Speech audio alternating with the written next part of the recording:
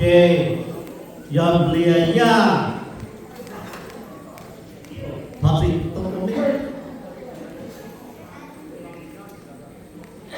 technology sometimes helps and sometimes doesn't. So bear with us. Yeah, technical difficulty.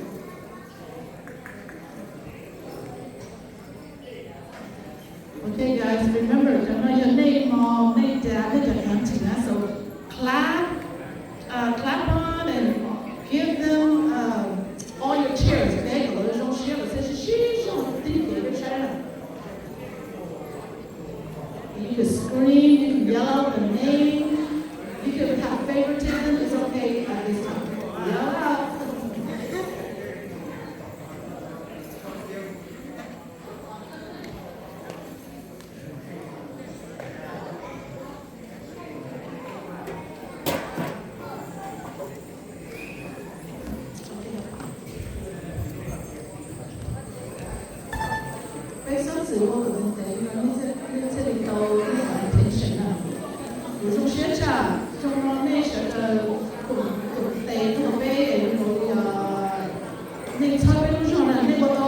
Very excited, huh?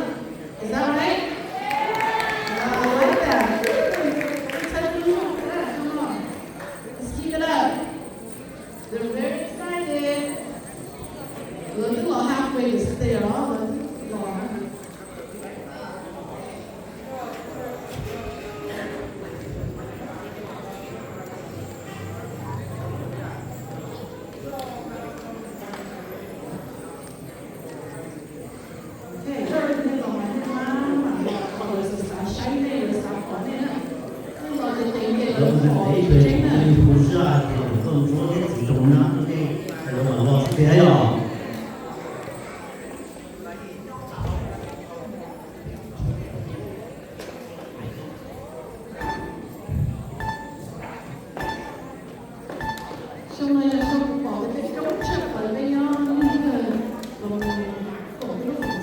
Very, very happy to see everybody. So, big jump channel is your man.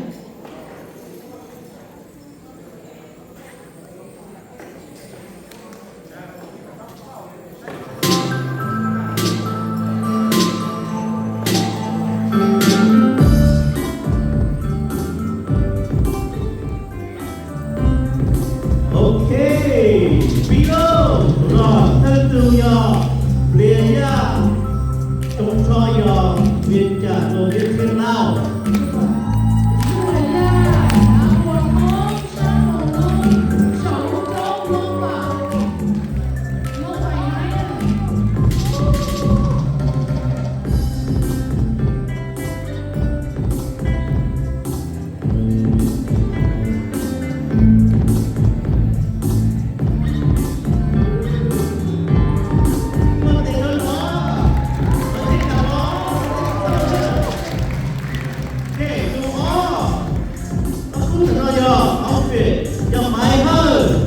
Outfit ở các bạn trong trường. Bên này là mình cha, nên là để bên nhà nhớ đồ, sắp nhớ đồ rồi mình trung to vô.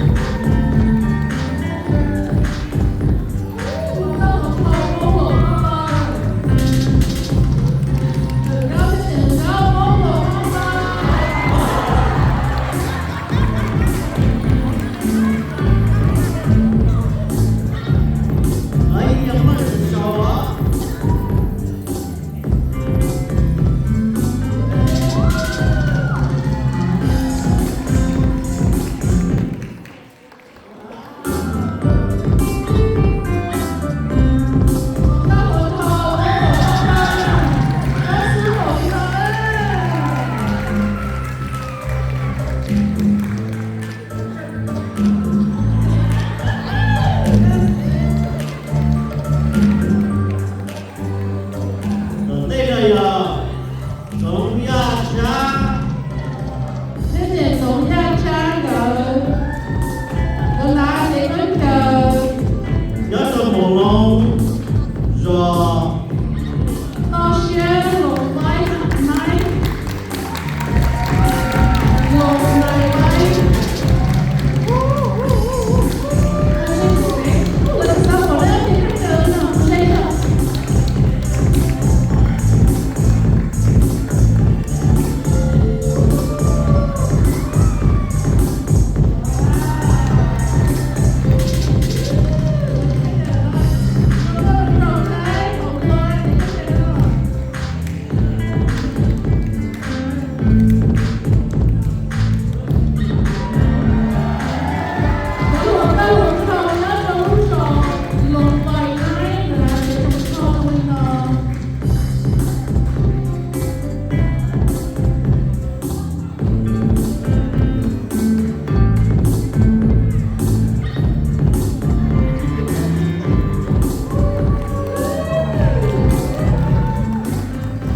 Okay. Ở đây nó giờ order ya. Thiên lệ lý nha, để trồng trò, để phòng lý để nhớ, lúc trò ô đông sai, lúc trò mông lai.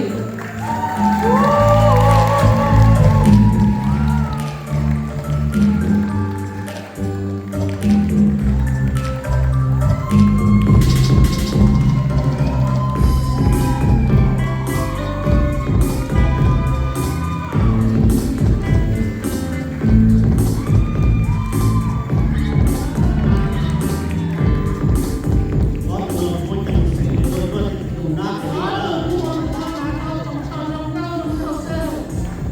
Khảo đây nọ, sư rộng thế nha, thiên địa sư rộng thế.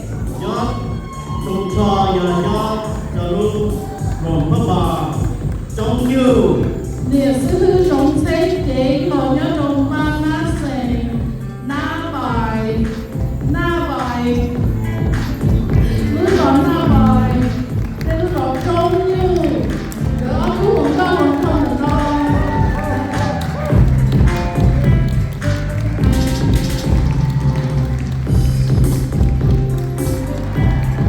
lúc sẽ thành được.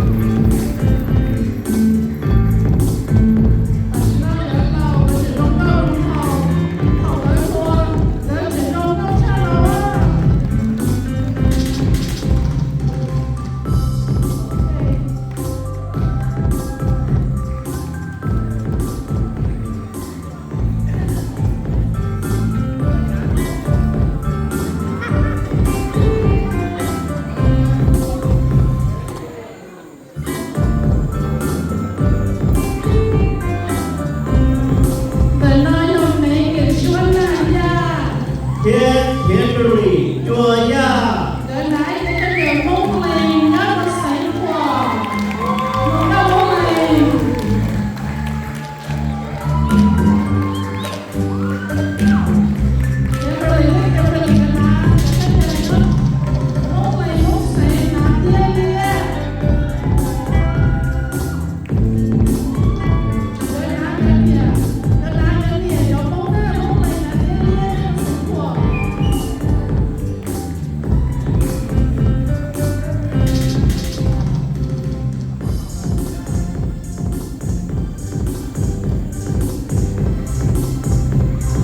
Okay, ở từ tận đây là giờ sáu trẻ ya.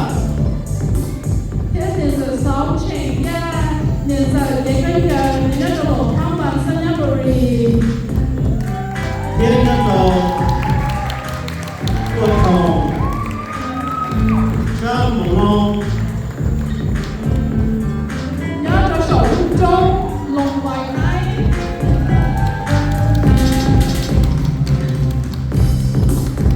Một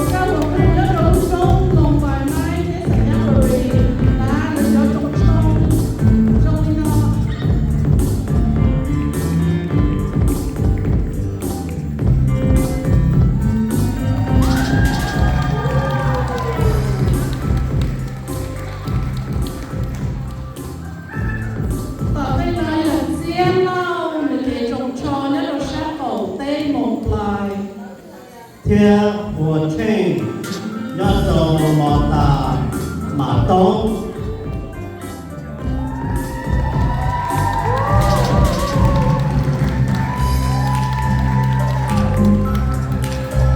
Luồng cao nhớ một tài thiên giò bản tông để đại diện cho đồng bào.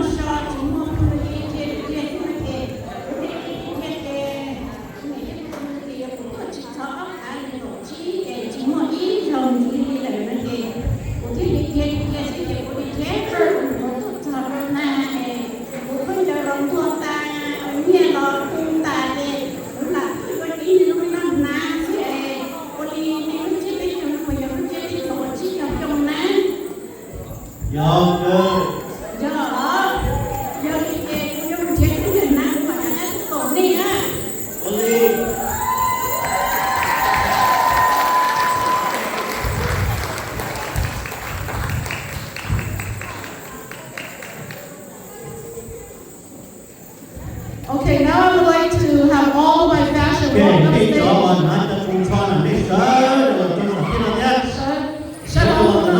Let's shut up. Shut up. Bây giờ nó sớ rồi nói là nó đi bỏ thì thường đi lòng nó thì đi lòng nhà sớ rồi nó. Cho họ ok, sớ rồi lòng nó.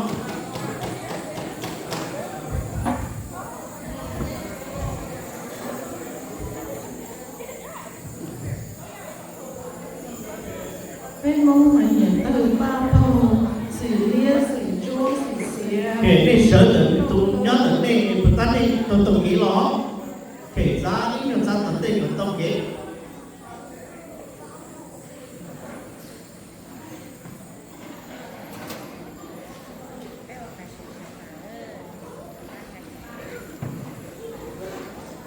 I would like to give credit to Ms. Sâu Trinh Thia, Ms. Sâu Trinh Mà Hùng Châu, Ms. Lai Chư, thế là trước cửa của Quốc Họ Fashion Show I put together. Tôi biết không nó.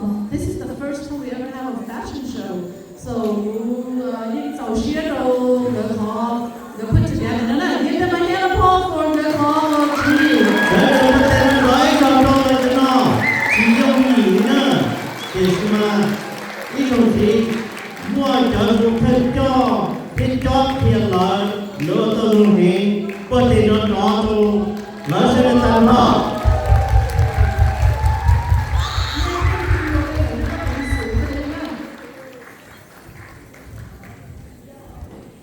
Nên là thay mất gì thay đấy.